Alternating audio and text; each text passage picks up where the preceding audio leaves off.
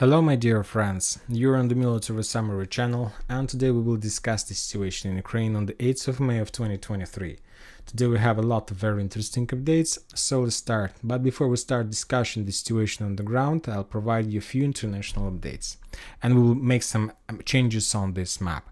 And the first and the most important change is connected with Ramzan Kadyrov, the head of Chechenska Republic and the head of Bakhmut special unit.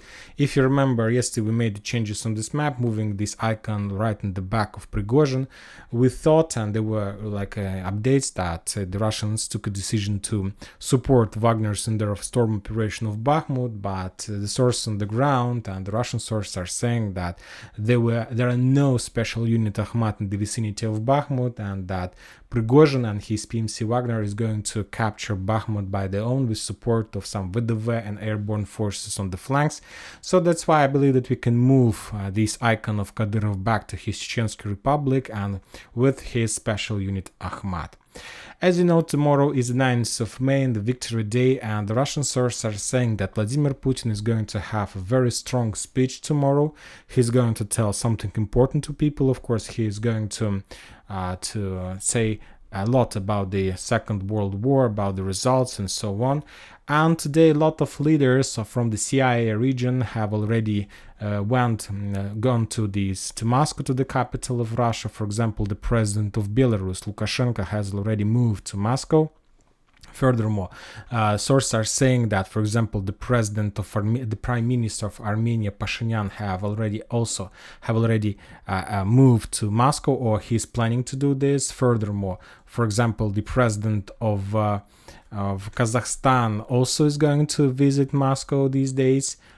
So let's make this icon as well, and many other leaders from Uzbekistan, Turkmenistan, the ex-Soviet countries are going to do the same and going to take part in the tomorrow's parade and tomorrow show in Moscow. So we'll see what is going to be next. Of course, this is very dangerous because we understand that probably the Ukrainians are going to make some actions, some maybe attacks these days. I believe that the Russians have a very nice security there, but anyway, this is very dangerous and this is very risky from their side. Another very interesting international update is coming from Moldova. For example, today the Transnistria, the head of Transnistria, made official request for Russian Federation to move more peacekeeper forces in this region, and this is a pattern. First of all, if you remember, the entire special military operation started after the official request of the heads of DPR and LPR to sign some kind of ally agreements and so on. And after that, the Russians launched their special military operation. The same situation took place in Syria. If you remember, the president of Syria, Bashar al-Assad, made official request to send forces in Syria, and after that the Russians sent some forces. And today we see the same pattern in Transnistria, where the head of this country asked and required Russia to send more peacekeeper forces. So this pattern, and that's probably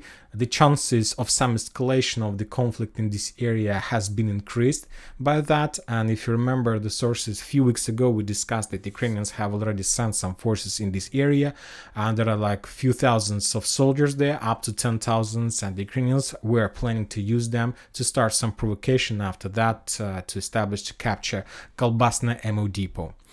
Furthermore, when talking about the NATO countries, they have already established some kind of no-fly zone or entire control zone over this area. They're sending hundreds and maybe hundreds of their aircrafts in this area, trying to make as much as possible, trying to find out as much as possible. Currently, they're not getting deeper in direction of the Black Sea because of the incident that took place a few weeks ago when the Russians managed to shut down the Western countries' drone, the NATO drone. But anyway, we see that some kind of intensifying of actions from the NATO countries, and of course by these flights, by this area, they're trying to cover two regions, either Sevastopol and Transnistria as well, trying to understand the Ukrainian and Russian positions and so on, and what the Ukrainians can do in both these areas. So the situation is getting more and more complicated. Anyway, soon, I believe after the 9th of May, we're going to understand what exactly is going to happen there.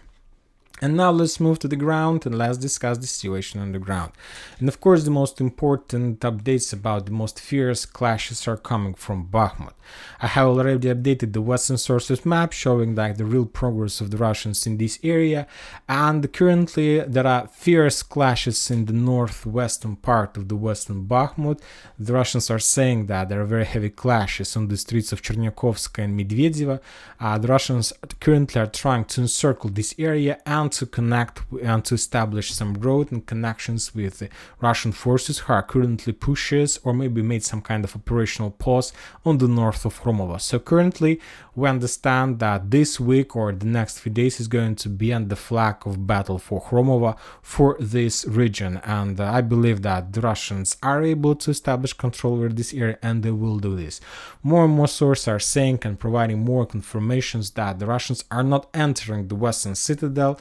They understand the risks, they understand that almost every single building in this area is mined, and if the Ukrainians understand that the Russians are getting inside, they will start detonating and exploding, ruining the buildings, and which can cause a lot of damage to the Russians. From the other side, the Russians, after the resolving of the conflicts between the Ministry of Defense of Russian Federation and PMC Wagner's, started bombing and shelling the Ukrainian positions in Slaviansk, Kramatorsk, Drushkovka and Konstantinovka along this arc. And the Russians are saying that as a result of those attacks, the Ukrainians, for example, there was a missile attack in Kamushivaha, and the Russians are saying they provided video and photo confirmation, and they're saying that as a result of that attack, the Ukrainians lost 120 volunteers in this area. There was some kind of positions of those forces. Furthermore, the Russians are saying that as a result of attack, they destroyed the ammo depot of 54th Mechanized Brigade in Verkhnyokamyansk, and we remember that this 54th Mechanized Brigade is located on the south of Belogorovka, securing this area from the attack in their back. Another warehouse and ammo depots were destroyed in Drushkovka, and some positions of 80th and the 54th and 50th Brigade. For example, today, for the first time since the beginning of the special military operation, the Ministry of Defense reported about some kind of 50th Brigade. Currently, I don't even know what type of this brigade, but anyway, this brigade was attacked in Drushkovka. I believe it's some kind of reserves for some plan B or extra decisions or extra situation that might have place in Bakhmut and so on. But as we understand, for now there are no changes on the ground in the vicinity of this area, and so we're going to move further.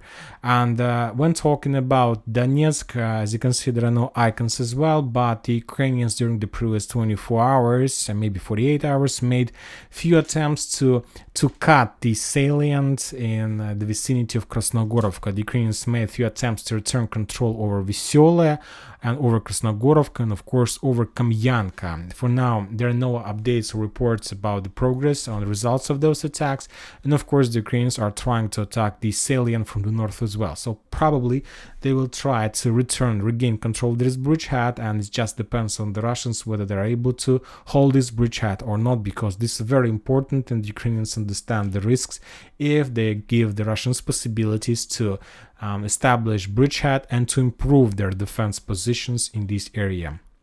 When talking about South Donetsk and Zaporozhye area, there are no changes, just the regular artillery duels, just the destroying of Ukrainian artillery systems, their ammo depots, warehouses, fuel depots, and so on. The Russians are pretty successful in this area. For example, as a result of artillery duels, the Russians destroyed at least 2 ammo depots, one on the town in the settlement by the name of Vodyanovo. They destroyed the ammo depot of the 72nd Mechanized Brigade, this area. This one, that's on the north of Ugledar, and another ammo depot of 128th Storm Assault Brigade in the area of Kirova, so somewhere in the north of Orekhov. The Russians continue bombing Orekhov, the Ukrainian positions in this area. Recently they published another video of explosion. You can see this in the middle of this video if you are able to see this. So the Russians continue attacking this area. Very interesting updates are coming from Kherson. The fightings for the islands between the banks of the river continues, and the Russians reported that as a result of attack, the Ukrainians lost 50 soldiers and 7 armored vehicles. The losses are very heavy. One interesting update about the Western deployment map. We discussed that there is a recent changes that most of the Ukraine brigades in the vicinity of Kherson and Dnipropetrovsk, Dnipro and Zaporozhye were moved from the north to the south, closer to the combat lines, and there is just one group of the forces that we couldn't find any changes, and this is the force in the vicinity of Odessa and on the northwest of Nikolaev. These brigades like 38th 37th, 38th Marine Brigade and mechanized 21st, 22nd and 41st, and probably the Ukrainians are going to use them for some escalation or some provocation on the Transnistria areas. Probably. I'm not saying that's 100% for sure, but something is going to happen in this area, and I'm based my conclusions on the official request to increase the number of peacekeepers in this area. Also, very interesting numbers are coming from Kupiansk. The Ministry of Defense reported that as a result of fierce fightings the last previous 24 hours, the Ukrainians lost at least 15 armored vehicles, including 3 tanks. And correct me if I'm wrong, this is the heaviest losses of the Ukrainians since the beginning of the special military operation. Probably we are the witnesses of some kind of intensifying of action from the Russian side in this area. We need more information, more data, and furthermore, the Russians reported that as a result of missile attack, they destroyed the warehouse in Balaklia. It used to be like the biggest warehouse of shells. Later, the Russians managed to capture, but as a result of counter-offensive operation, the Ukrainians returned control. But there were no shells in this area, and currently the Ukrainians use this area as their own warehouse. And as you can see, these numbers and this event are connected. The Russians increased intensifying the offensive operation in this area, and furthermore, to reduce the Ukrainian logistic possibilities, they destroyed this warehouse, probably to increase their chances to penetrate and to achieve more success in this area. If you remember yesterday, we discussed that probably there was some kind of attack from the Ukrainian side in direction of Alshan, and as a result of that they managed to improve their bridgehead, but we still haven't received any confirmation or any piece of information from the Russian side about that case. So probably that was some kind of speculation. And that's it for today. Military Summary channel reminds to condemn any violence in Ukraine. Thank you for watching. Subscribe to my channel, put your likes, join my Patreon, and have a good day. Bye bye.